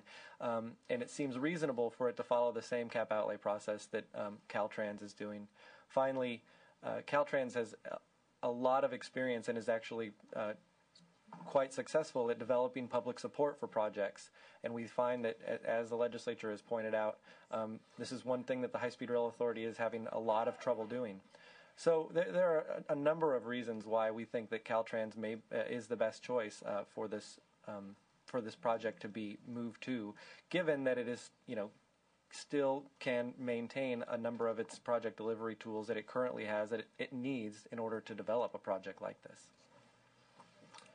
I'd like you to also comment on funds only needed administrative tasks, fund only the needed administrative tasks for now. We recommend that the legislature reject the administration's 2011-2012 budget request for $185 million in funding for consultants to perform project management, public outreach, and other work to develop the project, and only appropriate at this time the $7 million in funding requested for state administration of the project by the High Speed Rail Authority. Could you give us a little bit more what led to that decision and what direction you would like, or you see the either the budget subcommittee or others if we follow this? Give us some more direction. Absolutely. So what we're imagining is, what our multi-step process lays out, I guess, is that the High Speed Rail Authority, in very quick time, I mean, we're imagining they could be able to do this by October, so we're not talking about a big lapse in time, renegotiate with the federal government and reevaluate where to begin based on the criteria that the legislature defines. And then they can come back and ask for an augmentation of their budget to fund to change the way they're funding the project going forward. If in fact they're going to reevaluate Excuse the interruption through the chair. I apologize. Would you just say that again? And I wish I had a good reason, but it's just that I was thinking about something that was said earlier instead of listening to you when I should have been. Just say it again so I can grasp it. I'd appreciate it. This is we're reflecting on Senator Savidian now. Nothing that you said. Right. All right. Well, I'll try to rewind the tape and remember where I was. We believe. Let's see. So in the multi-step process, if we give the High Speed Rail Authority a few months to reevaluate where to begin, their current plans of spending the funds across the various segments are based on their current plan to start in the Central Valley. If that decision changes based on the new criteria, it makes sense for them to reevaluate how they spend the funds based on where they may start, how they may move forward with the project. Based on the new reevaluation, based on the criteria that the legislature chooses, and so it's really an augmentation. I mean, it's a 3-month pause, and then they can come back for an augmentation. It is not a year-long stop consultants and send them on their way. Senator Savidian. Just in terms of our budget process, and your comments were helpful in terms of how you anticipate this with respect to the High Speed Rail Authority's timeline, but in terms of the legislative timeline. So if the legislature were to adopt the approach that you've suggested, when that would take a significant chunk of funding off the table, at least in the short term, and then when and how in the process would you anticipate that could be revisited? Call me an optimist, but I'd like to think we're going to wrap up our budget business by June 15th. So if that were to happen, then what's the timing and the vehicle by which we would quote reconsider the remaining authorization as you anticipate the process? Sure, Senator. I think it could be done a number of ways, but I can let me suggest a scenario. The budget passes on June 15th, and in it there is budget bill language, like we said, that just includes the administrative costs, and budget bill language that has listed out the criteria and the requirement for a reevaluation report due in October, presuming that High Speed Rail Authority believes that this is possible. This is just a scenario. I don't know if it can work or not. Then in October, with their business plan comes this reevaluation report, and I believe you could hold a joint transportation policy committee hearing to hear the business plan and the reevaluation report. And the reevaluation report would list, say their top 3 choices based on their criteria and the reason why they think these are the best choices. And then the committee can decide that they agree this does in fact meet the criteria we've outlined. The JLBC process then can kick in. They can request the budget that they need through the Department of Finance and the JLBC process, and then we can approve that money rather quickly. And the reason for that process, of course, is because the legislature would ordinarily not be in session at that point. That's correct. Okay, thank you. Thank you. I'd like to move on to Mr. vanARk now, and I'd like you to respond to the LAO's recommendations. This is not exactly a ringing endorsement of where the decision-making and where the numbers of problems that they have identified which threaten the successful development, I think they've identified. I'd like you to address these 4 issues. 1, fund only the needed administrative tasks for now. 2, seek flexibility on the use of federal funds. 3, reconsider where the construction of the line should start. And 4, improve the way that project decisions are made. LAO has laid out what they believe to the legislature, to this clearly defined steps that we should deal with in these 4 issues, or they want you. Can you respond to those? Mr. Chairman, members, as you know, we only received the LAO report yesterday afternoon and didn't have much time to do a thorough analysis of the findings. However, it is clear, and I knew that I was going to be asked some questions on it today. Really? So I can make mention that, of course, we do have some potential issues with some major aspects of the report. So if I may, on the selection of the initial construction section, I would like to clearly state that, in my opinion, the FRA, the Authority Board, and I made the correct decision to start the construction of this very important project in the Central Valley. I believe that the LAO is somewhat confused about what is required to build a high-speed rail system, which was the task given by the legislature, it was mentioned here today as well, to the authority, and which is also the wish of the people of California. From the onset, this project has been defined as a 220 miles per hour project connecting Northern California to Southern California in accordance with Prop 1A.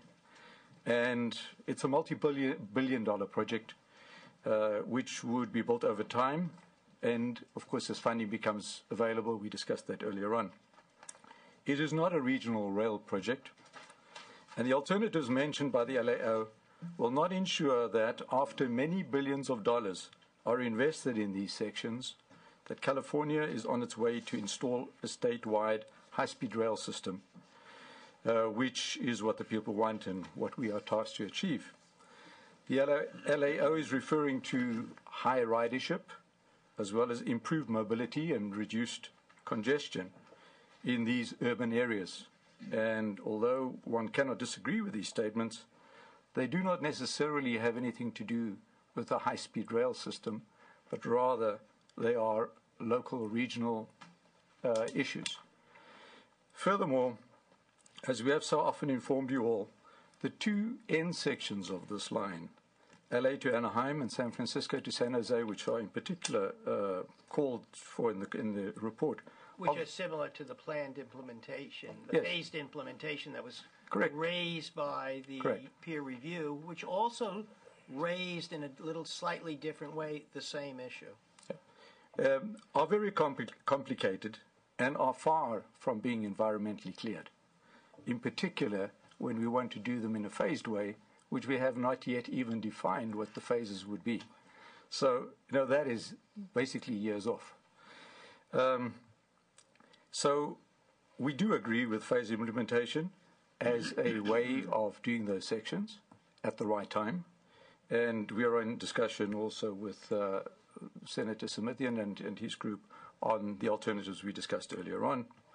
So we should be building this first section of the high-speed rail system so that when the economy revives, and we all know that it will because I believe it, I'm an American, the economy will revive, that more funding will become available. And you will see as part of our business plan, we start talking about an initial operable segment. Starting at the 2 ends will be extremely costly, will require billions of dollars, and will not end up in a initial operable high-speed rail section within reasonable billions of dollars. As far as the location of the authority, or call it reorganization, the LAO recommends many different scenarios. However, the main issue is they should be pointing out the actual problem. I think Mr. Kempton also indicated that to you earlier on. So did I in proposed legislation. Right, and it's true. Many organizations in the world have lost focus and they then decide to reorganize for the sake of reorganization rather than determining the real problem that we have at hand. So all legislators, the administration and the LAO have been aware of the fact that this project is very different to what has been done in the state before, or for that matter in the rest of the United States. The authority has been understaffed and ill-equipped to meet the needs of the project, and it took more than a year for the legislation to be passed to begin the hiring process for the organization, and we are busy with that at the moment. The process is now underway. The administration is fully involved. Other support, such as constructive bills to make the authority function correctly, are needed to ensure the success of the project. Burying the organization, and we're not saying don't do anything, I'm just saying we should just be careful of burying the organization elsewhere, because by that we may lose the transparency, the focus. This is the biggest infrastructure project in California that California has ever built, and it's the biggest infrastructure project in the United States. So as long as one remembers that focus must be there, we must have direct access to everybody to make this project happen. Again, it does not mean no to the LAO. It's just saying we must get to the core of the problem, and that is we have to build up the competencies that we need, as the peer review group has said as well. And that is actually the main thing we've got to concentrate on.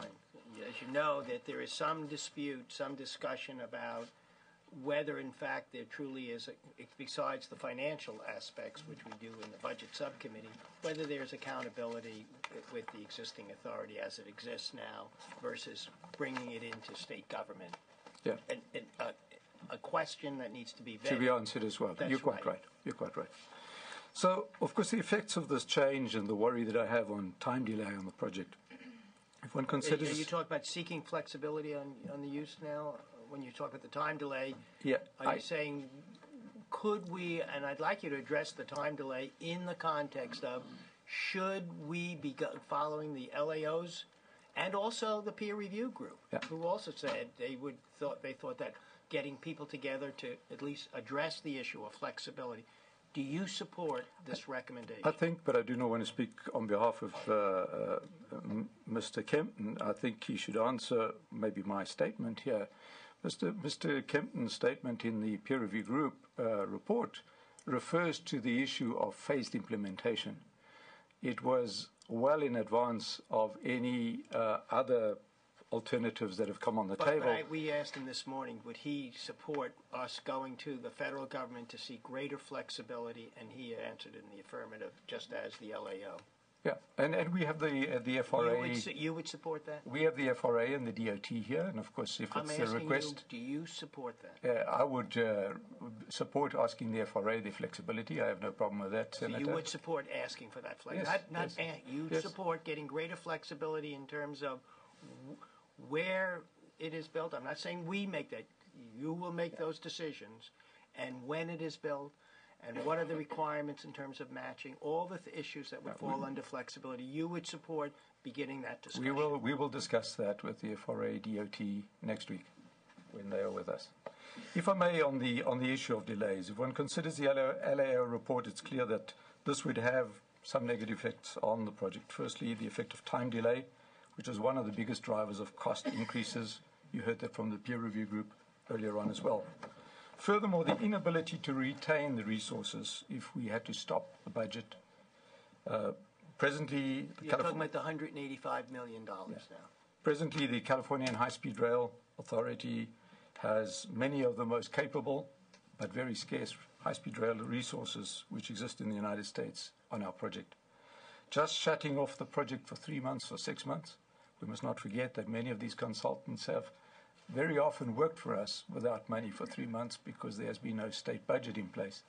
But in an instance where we shut them off and send them home for 3 months or 6 months, there is a lot of high-speed rail work happening in the rest of the state, in the country. In fact, you know that when the money was made available from Florida, which was only $2 billion, there was an application for $10 billion. There are many, many projects, rail projects, high-speed rail projects around the country that are demanding the services of high-speed rail experts. These experts will be taken. We, in fact, struggle to keep our experts because they are being hired away from our project as we speak at the moment. And one thing I would also like to recommend, and that is we must, and I think you've heard it today as well, ensure stability on our project. Stability is one of the most important things. And maybe, Senator Liu, you indicated earlier on the issue of we've been talking about this project for 20 years or 30 years, and so it is. The problem that people have got, and in particular the people in the private sector and the investors that are looking at this project, and I have investors and I've had a lot of discussions with investors, and I continue to have those discussions, is the people do not believe us in California anymore. Because California always makes a startup and then changes everything and collapses everything. So making a change at this stage is extremely detrimental to the project. And having that delay will be very detrimental to the project as well. So you're saying asking for flexibility. On one hand, you just said you would ask for flexibility, and on the other hand, you're saying asking for flexibility would be extremely detrimental. Well, I think the question also from my peer review panel was it would be good to know what the flexibility is of the FRA. I think they made a similar comment. But clearly, a delay on the project would be detrimental to the project. It would also, but we will discuss this with the FRA and very openly discuss it with the FRA. We will advise you of what the outcome is. I will just tell you, I don't have the confidence that discuss it with the FRA is the same thing as requesting that the FRA provide you greater flexibility. Mr. Chairman, if I could maybe... I'm just listening. I'm not saying that I think that it's your prerogative to do. But I'm just saying what I'm hearing. I'm hearing you saying, don't delay. We've set this in motion. And that may be the best thing. But that's what I'm hearing. And I'm also hearing from others, from the LAO, clearly, and somewhat from the peer review. While this is true, it may be less so from the peer. There are lots of unanswered questions, and greater flexibility would be tremendously helpful. That's what I'm hearing. And so that you can alter some of these decisions if needed. That's what and I'm also hearing that potentially they may be needed. Mr. Chairman, if I could, I want to make it clear from our perspective. I think, obviously the peer review group would support flexibility in making these kinds of decisions. But I was very clear to say that while the question can be asked, where we would differ from the LAO with respect to the answer to that question is that if the federal government maintains its direction to want to make the investment in the Central Valley, I think the peer review group would say we need to move forward with the project. I hear you, but yes. You're also saying that if in asking that question, you would still want them to give you that flexibility because there might be, if they do decide to give it, there might be changes that you believe might be necessary. That would open the door to consideration of changes as so appropriate. I hear differences among all three, between the LAO, the peer review, and the authority, with the LAO really saying as a condition of moving forward, you must have that flexibility. You're saying it would be very advisable to have that and we might make changes. And the authority saying, well, that may be an appropriate question to ask.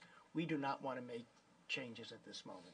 And that may be all right. I'm just saying it is really important for the legislature to understand what this dynamic is. Senator Rubio. I have two questions because I think this is perhaps a very fitting example of where much of at least one legislator, myself's frustration lies. And that is with the moving target with the high-speed rail and its validity and how reliable the information is that we receive. There's two issues of flexibility that we're asking for from the federal government. One pertains to how we use the money. Right. The second deals with where the corridor will be. And I think they're two separate but very important issues. I also heard from you, Mr. Ruloff, that in your opening statement, the decision to build in the Central Valley was not only yours by yourself or the Commission, but also with the federal government. And so when we're seeking flexibility, I think you need to be clear to this committee and to this legislature, as does the LAO and the peer review, qualify which flexibility you're asking for, and the importance then relied as it pertains to that particular flexibility, because all due respect to the LAO, you have no expertise in transportation.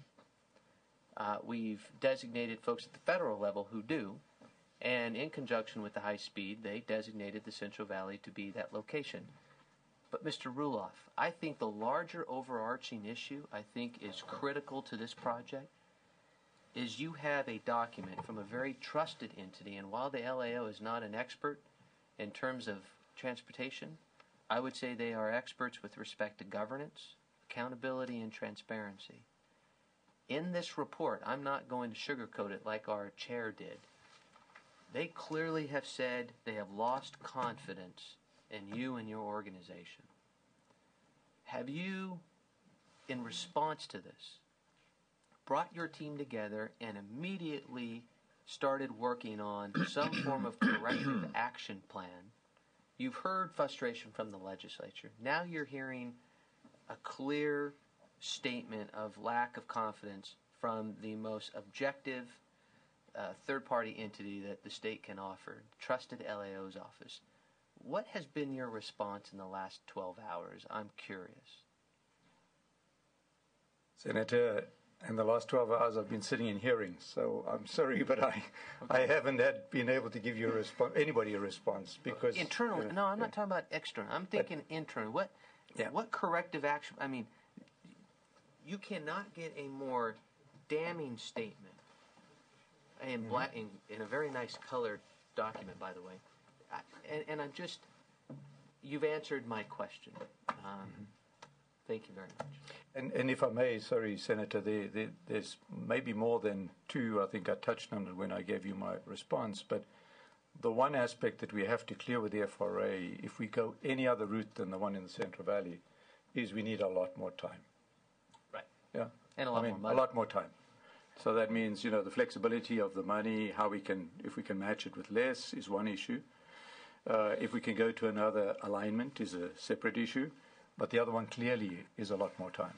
Because for us to move in any of the other alignments that are mentioned would require, a year to 2 years of delay. I'm not saying you should, but to follow up on Senator Rubio's, do you not believe that these are critical questions that the authority should be addressing, these concerns that have been raised by will there be a public discussion of this, of that flexibility issue?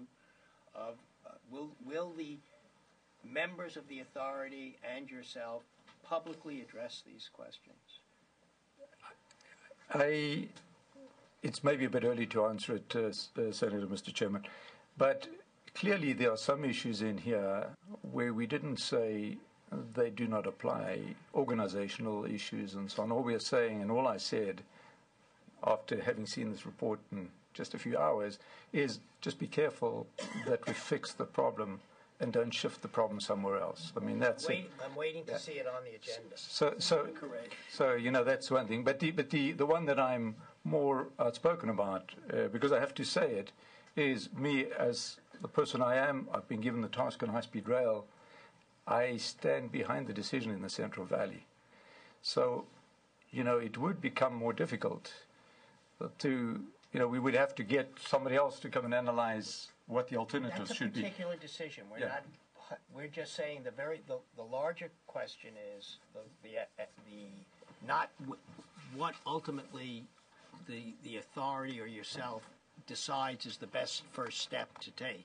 You've got the peer review, you've got the LAO, but it's really your responsibility. The question is what you're hearing, I think, from the legislature, what you're hearing from the LAO, what you're hearing from the peer review group, is that you have let the federal government, who is investing now $3 billion, versus the state of California people who put up $10 billion, that the federal government is driving every decision and not providing us with flexibility.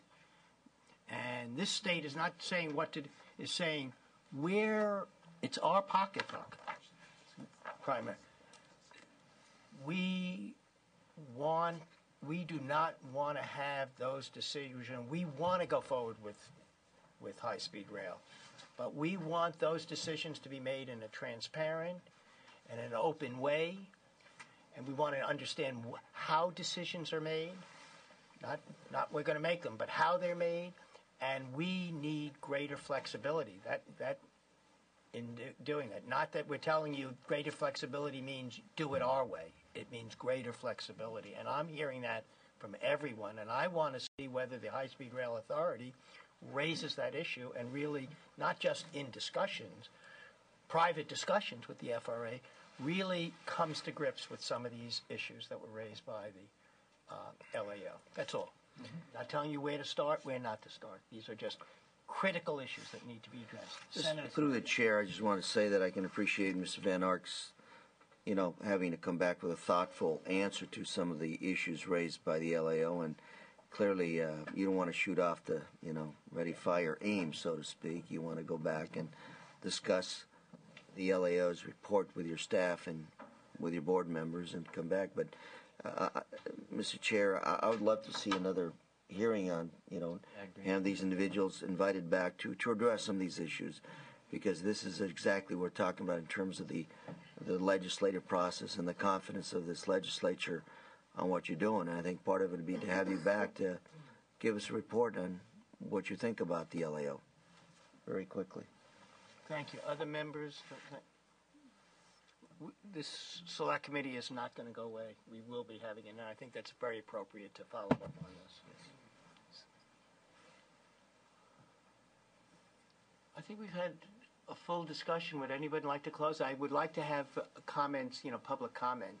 And if each of you would like to, not required, make some concluding statement. You've been now listening to us. This is just our first of our oversight hearings. We're not here to pass legislation. We're here to really understand. So before we have public comment, you got the mic if you want it for a minute or two to kind of give us a concluding statement, if you so wish to do.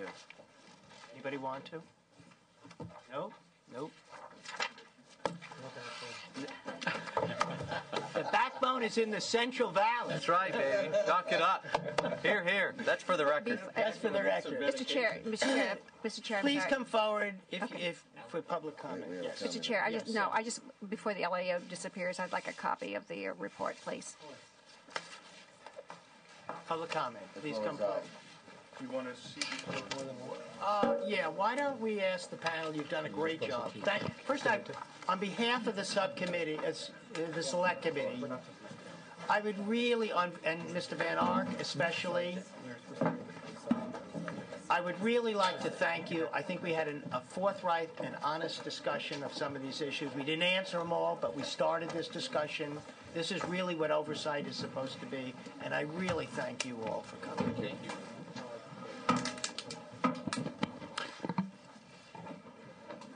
All right. Mr. Chairman, David Schoenbrunn, Transdef. We are a transit advocacy organization, and our focus is climate change.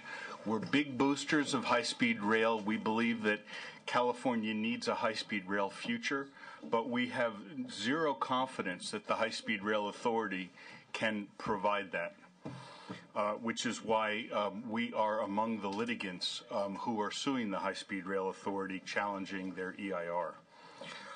I want to highlight what is for us the key finding in the peer review letter. Private operators need to be much more involved in the design of the project if they are going to invest serious funds.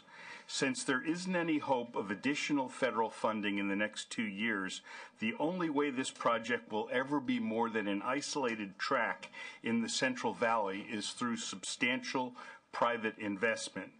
but that is not likely to be possible due to how determined the authority has been to maintain control over the consulting contracts and route decisions.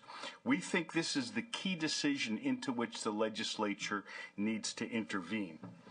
We think the project needs to be put out to bid now and let the franchisee decide on the route and the design. That's the only way it will ever be cost effective. What the authority has been planning is some kind of engineer's dream, but it bears no resemblance to something that can be built and funded. The major flaw that I spotted in the LAO report is right here. It sees this project as primarily a state project at this point, which is reasonable given that the authority has insisted that it remain a state project at this point. The problem is that both the peer review group and myself, that both of us see, is that it could prove difficult to transition from state project to business enterprise if the private sector is not involved in designing a cost-effective project. And that's why we're so opposed to funding track in the Central Valley that has not been blessed through the private sector. We think it's going to be incredibly expensive. They were proposing enormous amounts of elevated structure, which is completely contrary to how high-speed rail is built anywhere else in the world. Close it down because we're going to lose members of the committee. We agree with the recommendation to fund only the administrative functions of the authority. We would suggest adding an alternative segment to the LAO's list. That would be an Altamont route, would connect Sacramento, San Francisco, and San Jose, and also be a key element of a future high-speed rail system. And finally, as someone who's involved in CEQA litigation and who's as likely as anyone else to be involved in any future suits, we don't think that the comment made by the peer review group actually is valid. We think that a shared track project, if that were the project description, could be studied in CEQA, that there'd be no problems with that. That would require a downscoped project description. We disagree with the idea of phased implementation because that is the big project plus a near-term project. Because the big project can't be funded, we think it doesn't make sense to study it under CEQA. Thank you. Thank you. Other witness, public comment. Mr. Chair and fellow senators, Mark Kyle, Operating Engineers, Local Union Number 3. We represent approximately 28,000 construction and public sector workers in Northern California. We've been a longtime supporter of high-speed rail, and I want to address just a couple of points brought up in the peer review report and the LAO report. Specifically, I want to commend the peer review for their methodology, their iterative process in speaking with the High-Speed Rail Authority and other experts on high-speed rail. I think that stands in stark contrast to what I believe the LAO did. I'd also want to point out a couple of issues that we're in agreement with presented by the peer review and some of their points. One is that the authority clearly needs more staffing, and we would implore you to move forward in that direction. Secondly, that they support phased implementation. We believe that's a good idea. Third, that we should not make any major changes that jeopardize the timing and funding of the organization, and I believe a number of the LAO suggestions do just that, and we'll speak against those in a moment. And fourth, to eliminate CEQA impediments. Going on to the LAO report, I already raised their methodologies being suspect. I believe it's ill thought for the most part and is an exercise in second guessing. We would reject all four major recommendations put forward by the LAO, starting with their restrictive amount of money to only $7 million. Secondly, I believe that the seeking flexibility from the federal government is an exercise in futility, and that if you really understood what the FRA did in relationship to dispensing funds, you'd understand why it went into the Central Valley at that time, and if you were to understand the engineering and financial constraints imposed on the authority. You would all also understand the reasonableness of starting in the Central Valley. And there are other valid reasons as well, aside from those. Third, we reject where the construction should be reconsidered and where it starts. Again, there are a number of valid reasons for starting in the Central Valley. That decision's been made. We're moving forward on that. We believe that all of the recommendations coming out of the LAO would result in delays, missed opportunities, and loss of important funding. You don't buy a house by showing up with the full amount of money to buy the house. You start out with a down payment, and that's what we're doing here. I would just point out two last things, that it's further suspect of the LAO when they just earlier this week issued a scathing report on the state of Caltrans management, their project delivery costs, and other issues, and now they're advocating putting the high-speed rail under Caltrans. So I want to end by paraphrasing you, Senator Lowenthal. Don't delay. Let's get this project started. Our members want to go to work. Thank you. Other witness or public comment? Yes. My name's Tim Smith, State Chairman for the Brotherhood of Locomotive Engineers and Trainmen Teamsters Rail Conference, and I echo my colleagues' sentiment. We feel that it's important for this project to go forward as soon as possible. I understand that we want to be careful with some of the decisions we make, but we feel that changing horses midstream is going in the wrong direction. So we support high-speed rail, and obviously we have an interest in it, just like the rest of the public does. But I think that the public wants to see bang for their buck, so do the people that I represent. So thank you. Thank you. Are there any other members of the public that wish to address the Select Committee? Members of the committee? I want to thank everyone for coming. I think Senator Liu and Senator Correa, and also Senator Rubio, Senator Huff, Senator DeSaulnier for showing up occasionally, back and forth. He was here. Now, thank you, the chair of the chair of the It's very important to have the chair of the Transportation and Housing Committee. Even if nobody votes for him. And Senator Savidian. Thank you all, and thank you all. This hearing is adjourned.